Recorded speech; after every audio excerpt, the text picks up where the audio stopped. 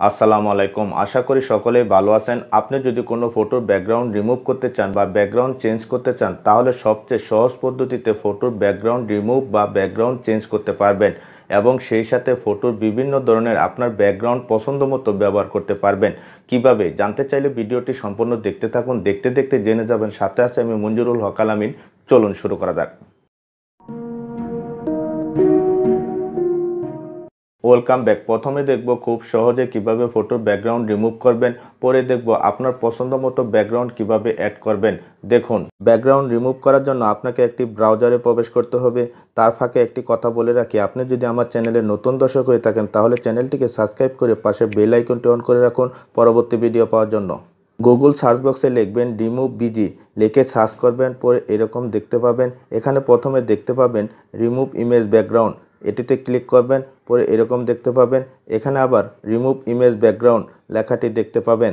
তার একটু নিচে এখানে আপলোড ইমেজ অপশনটি পাবেন, এখানে ক্লিক করবেন, পরে অ্যালাউ করে দিবেন। তারপর আপনার গ্যালারিতে নিয়ে যাবে। আপনি যে ফটোর ব্যাকগ্রাউন্ড চেঞ্জ করতে চান সেই ফটোটি সিলেক্ট করবেন। ফটোটি সিলেক্ট করার পর আপলোডিংয়ের জন্য অল্প কিছু সময় নেবে। দেখুন, ফটোটি ব্যাকগ্রাউন্ড অটোমেটিক রিমুভ হয়ে গেছে।